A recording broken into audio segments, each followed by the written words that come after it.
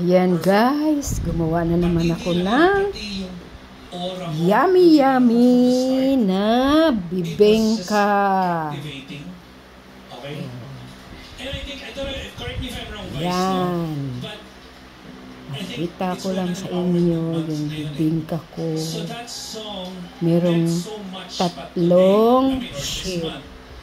May 3 sheet yung aking bibingka.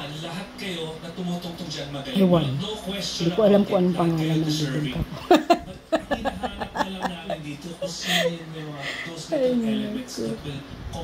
Basta gumawa lang ako guys. Pag ako sinipag, yan, gumagawa ako.